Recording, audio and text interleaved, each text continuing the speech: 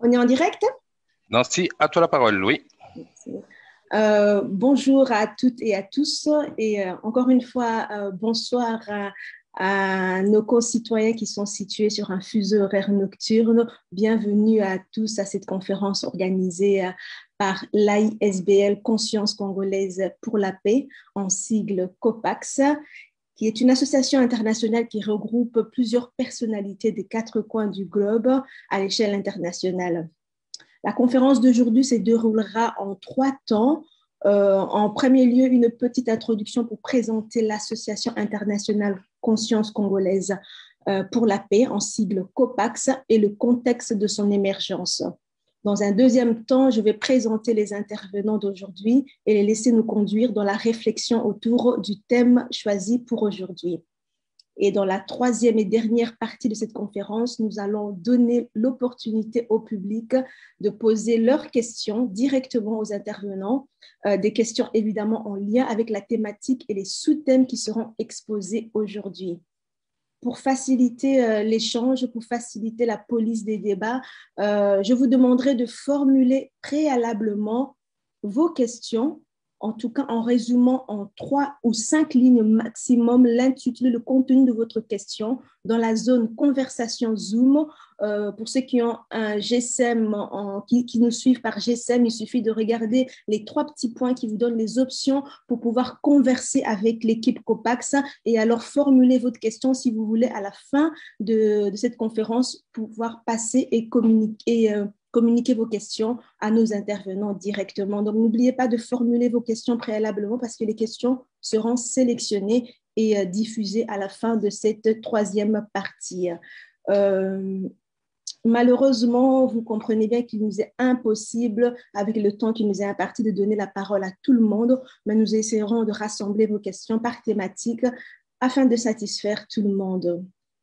Avant de vous présenter la problématique qui sera justement abordée lors de la conférence aujourd'hui et vous introduire nos orateurs d'aujourd'hui, il convient de rappeler à la mémoire collective ce qu'est le rapport mapping, son importance, car le rapport mapping est la raison d'être de l'Association internationale Conscience congolaise pour la paix, en sigle COPAX. Le rapport mapping est une enquête internationale menée par le Haut Commissariat des Nations Unies aux droits de l'homme. Cette enquête internationale a duré 1 an et fut rendue publique le 1er octobre 2010. En anglais, mapping veut tout simplement dire cartographier. Autrement dit, le projet mapping avait pour but de cartographier les plus graves violations des droits de l'homme et du droit international humanitaire commises entre mars 1993 et juin 2003 sur le territoire de la République démocratique du Congo. Donc, une vingtaine d'enquêteurs internationaux, notamment congolais, ont été mobilisés pour enquêter sur ces crimes et ils étaient patronnés par les Nations Unies. Ce rapport mapping est une enquête officielle des Nations Unies. Ces enquêteurs internationaux ont recensé 617 faits de crimes et de crimes contre l'humanité commis en République démocratique du Congo sur la dite période de 1993 à 2003. Il s'agit de crimes qui ont été commis pour la plupart durant les 2 grandes guerres du Congo. Ce sont les 2 plus grandes guerres de l'histoire de l'Afrique postcoloniale et qui ont impliqué plus de 9 pays étrangers. Et pour rappel, ces 2 guerres du Congo ont été les plus meurtrières au monde depuis la Seconde Guerre mondiale en termes de perte de vie humaine. Donc, les enquêteurs du rapport mapping ont eu à consulter plus de 1500 documents relatifs à ces exactions et interroger plus de 1280 témoins et 200 représentants d'ONG pour confirmer les faits. Donc, une méthodologie rigoureuse a été suivie par ces enquêteurs qualifiés des Nations Unies. Ce rapport n'est donc pas l'œuvre d'un loup solitaire en quête de popularité qui aurait entrepris une traversée du désert pour se faire valoir. Le rapport mapping est une enquête sérieuse et sans précédent et qui pointe plus d'une centaine de massacres de grande ampleur perpétrés en République démocratique du Congo.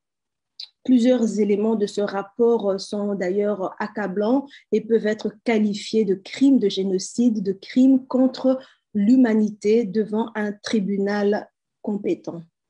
Ce n'est donc pas pour rien que le prix Nobel de la paix fut décerné en 2018 à l'homme qui répare les femmes. L'homme qui répare les femmes, notre cher, distingué et compatriote congolais, le docteur Denis Mukwege, un juste parmi les justes. Pour rappeler à ceux qui ne connaîtraient pas, je veux vous partager un portrait.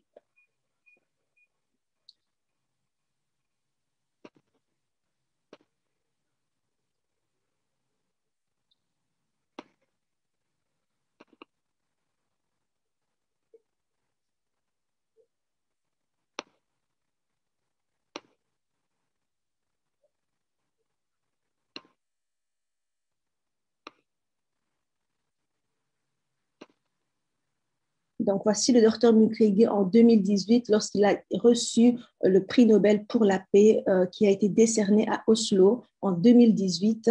Ce prix Nobel rappelle et confirme bien les crimes et les violations des droits de l'homme qui ont eu lieu en République démocratique du Congo.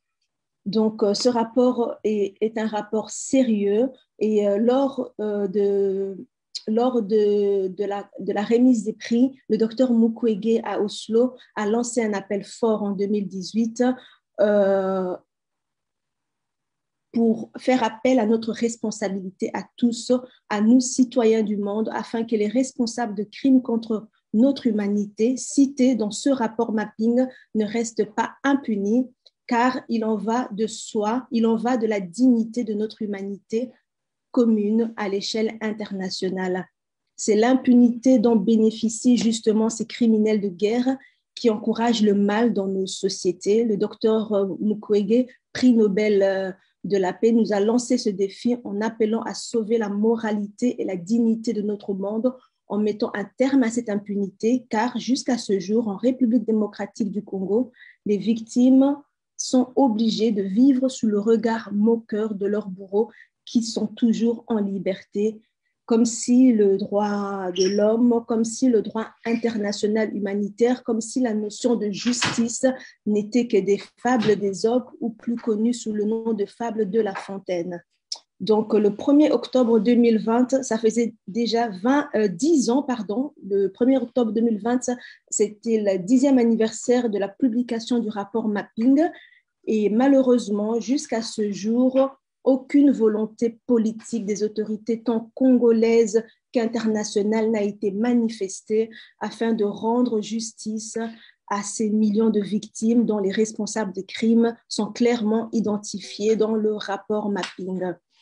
C'est à cet appel lancé par le prix Nobel, le docteur Denis Mukwege, à Oslo en 2018, que nous avons répondu en mettant en place cette structure qui est l'Association internationale Conscience congolaise pour la paix, en sigle COPAX. Le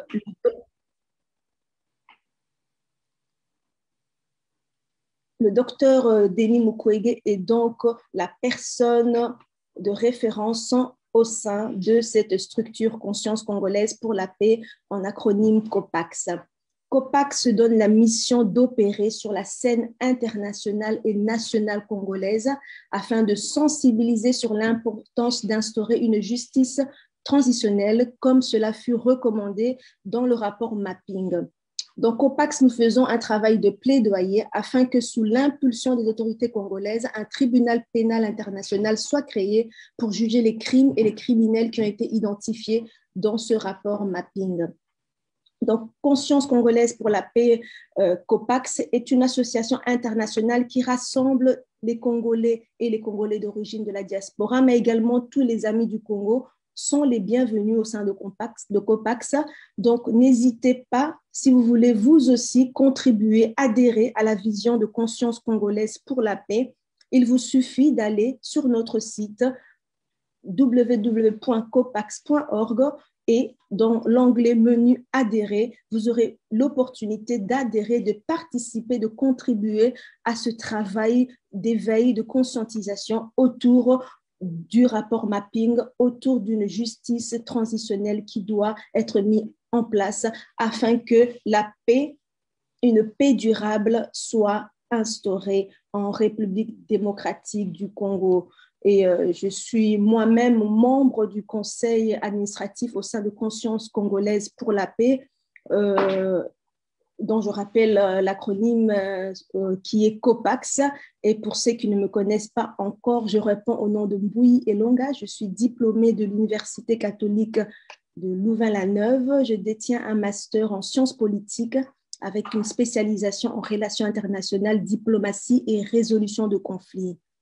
Aujourd'hui, j'exerce la profession d'analyste géopoliticienne pour la région des Grands Lacs.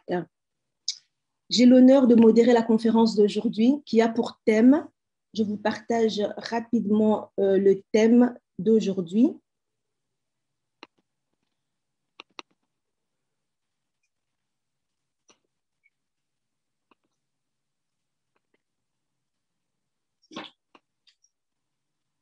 Donc, le thème d'aujourd'hui est notre conscience et responsabilité face aux défis de relève. C'est le thème que nous avons choisi pour la réflexion d'aujourd'hui et pour exhorter et conduire cette réflexion qui est une réflexion en deux termes. La conscience et la responsabilité face aux défis de relève est une large thématique qui a comme sous-thème, qui est le thème qui sera approfondi aujourd'hui, qui est la question identitaire, la question de savoir si l'identité congolaise, l'identité collective congolaise, elle est réelle, cette identité, elle est assez forte pour nous permettre justement de relever les défis, ce défi qui nous attend. Et pour nourrir cette exhortation, pour nourrir cette réflexion, nous aurons comme intervenant aujourd'hui le pasteur Roger Poitier. Il est théologien et professeur de sciences sociales basé en Suisse. En deuxième lieu, notre intervenant sera le théologien Christian Mukadi, qui est lui basé au Japon. Et en troisième lieu, notre dernier intervenant, qui est basé au Canada, est professeur d'informatique, M. Claude Iluju Kiringa. Excusez-moi si la prononciation n'est pas parfaite. Voilà, ce sont nos intervenants d'aujourd'hui. Je rappelle encore une dernière fois, pour chaque intervenant, n'oubliez pas de poser, de formuler vos questions dans la zone conversation Zoom. Posez vos questions, comme ça vous aurez l'opportunité que votre question soit choisie et qu'à la fin vous puissiez passer et formuler vos questions en direct auprès de l'intervenant concerné. Sans tarder, je vais inviter le pasteur Roger Poitier à prendre le micro pour nous exhorter sur la conscience de notre identité commune à construire. Pasteur Roger, je vous en prie.